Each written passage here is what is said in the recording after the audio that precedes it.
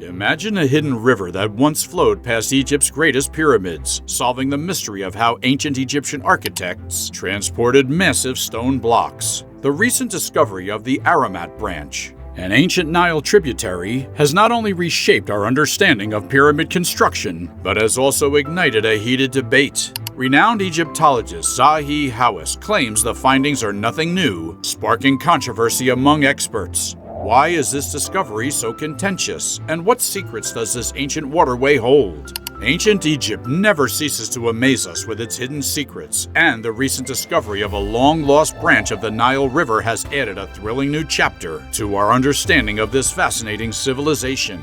This newly uncovered waterway, known as the Pyramid Branch, once flowed through the Nile floodplain on its western side, passing by over 30 pyramids. This discovery provides crucial insights into how the massive stone blocks were transported to these iconic construction sites. For years, Egyptologists have speculated about a missing westerly branch of the Nile. The valley temples at the end of each pyramid causeway needed to be located next to a body of water. By mapping these valley temples, researchers could outline where the lost waterway likely flowed. However, until now, this theory remained unproven. A significant breakthrough came recently when a team of scientists used innovative methods to confirm the existence of this ancient river branch. By analyzing pollen-derived vegetation patterns, they reconstructed 8,000 years of river activity in the Nile floodplain near Giza. This meticulous study identified the elusive Nile branch, which they named the Khufu Branch. Evidence showed that this waterway once ran very close to the Giza Plateau, potentially serving as the transportation route for the stones used in building the iconic pyramids. To clarify, the stones transported via this branch were primarily the granite blocks from Aswan and the white limestone casing from Tura. The core structures of the pyramids was made from limestone quarried directly from the Giza Plateau itself. Further research into the Khufu branch revealed more fascinating details. The study, published on the IFL Science website, discussed an extended examination of this waterway, now referred to as the Aromat Branch, meaning Pyramid Branch. This study was presented at the 13th International Congress of Egyptologists, providing deeper insights into this ancient river. The scientists employed advanced technology, including radar satellite data, geomorphology, geophysical surveys, and soil coring, to trace the ancient course of the Pyramid Branch. This meticulous work revealed that the branch was around 64 kilometers long and varied in width from 200 to 700 meters, similar to the modern Nile. Despite being invisible today, radar waves can penetrate the Earth's surface to reveal the subsurface terrain. Interestingly, this waterway connected to numerous channels during the African humid period, turning them into lagoons during the Old Kingdom. These lagoons likely hosted harbors, providing safe docking and shelter for boats away from the busy main river traffic. One particularly intriguing finding was the alignment of the Aromat Branch with the Giza Plateau. Satellite radar data showing that during the Old Kingdom, the Sphinx Temple and the Valley Temple of Khafre were situated right on the edge of this waterway. In front of these temples, archaeologists have discovered structures related to harbors, further supporting the idea that this branch played a crucial role in ancient construction logistics. The 4th Dynasty's Bent Pyramid Valley Temple also sat on the banks of an inlet connected to this branch, highlighting how interconnected these ancient waterways were. The Dashur Inlet, for instance, was about 200 meters wide on average, indicating that both the inlet and the main Aromat Branch were active during the 4th Dynasty. The discovery of this lost pyramid branch not only enhances our understanding of ancient Egyptian engineering, but also emphasizes how different the landscape was during the Old Kingdom. Egypt was much wetter, with a network of waterways supporting the civilization's monumental building projects. As researchers continue to explore and map these ancient rivers, we gain a more comprehensive picture of how the ancients accomplished such incredible feats. The recent discovery of the Pyramid Branch of the Nile River has unveiled fascinating insights into ancient Egypt. This major and vital waterway connected important locations, including cities, towns, and pyramids along the Nile floodplain. The new study, which was recently published as a 133-page paper, has sparked significant interest and media coverage, shedding light on the ancient landscape of Egypt. The newly uncovered Aromat Branch flowed along the foothills of the Western Desert Plateau, home to the majority of Egypt's pyramids. The causeways of these pyramids terminated at the riverbank and its tributaries, indicating that this branch was active during the construction of these monumental structures. Over time, the branch migrated eastward and eventually dried up completely. This shift was likely caused by tectonic activity that tilted the land to the northeast, combined with wind-blown sand from the west, periodic droughts, and increased aridity with lower rainfall. By the New Kingdom, the branch had vanished. The study also revealed that the location of the pyramids changed over time, allowing the migration of the Aromat Branch.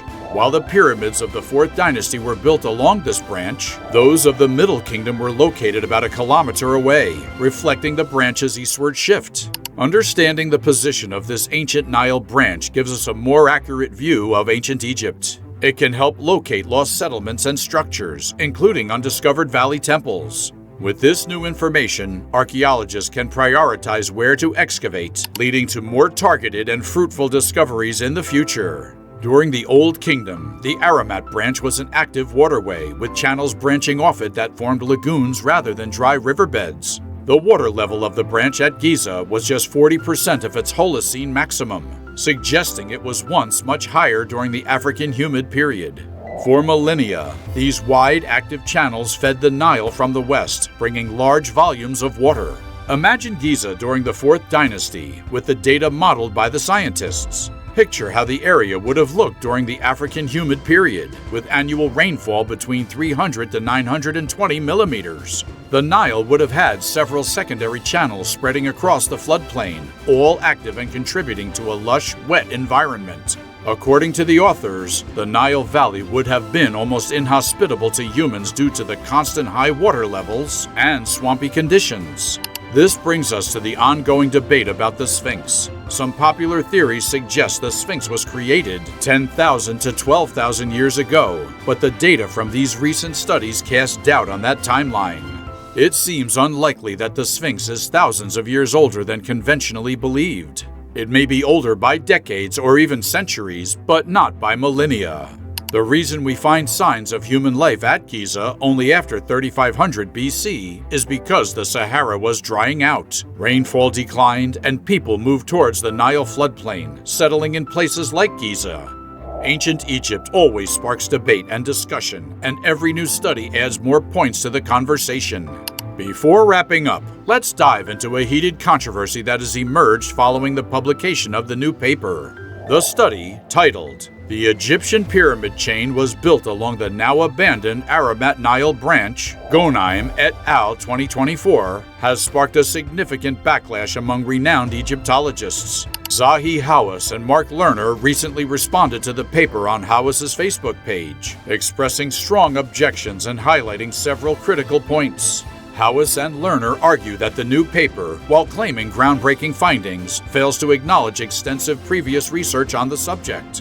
They accuse the authors of presenting conclusions that are not only redundant, but also misappropriated from earlier works. Hawass states, the authors are either ignorant of the full published discussion and research on their topic, or they ignore the extent to which their proposal has been litigated in scholarly works, so they can present their findings as a new discovery. We find nothing new in Ghonaim et al. 2024. Let's break down their main points of contention.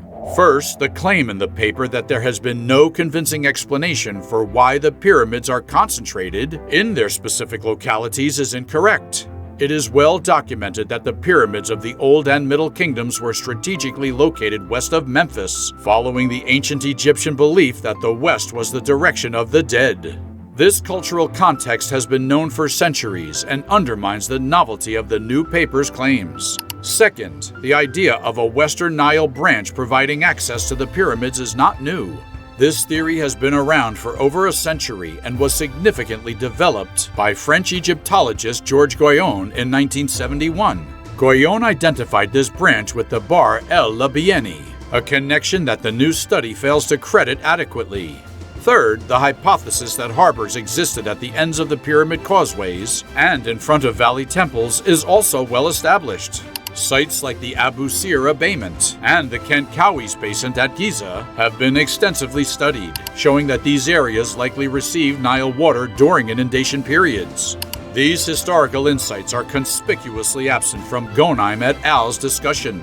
Moreover, significant research at Giza has focused on the Western Nile branch along the Libani course, which fed the harbors of the Khufu, Khafre, and Mankura pyramids. Despite its relevance, this body of work is not mentioned in the new paper, raising questions about the thoroughness of the author's literature review.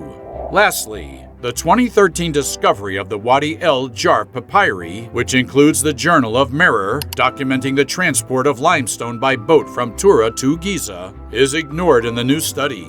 Pierre Tallet, the discoverer of these papyri, linked these routes to a Western Nile branch, providing crucial insights that were overlooked by the authors of the 2024 paper. While it's true that the lost branch of the Nile has been suspected for decades and that a contour map reconstructed its course back in 1995, the new study adds significant value.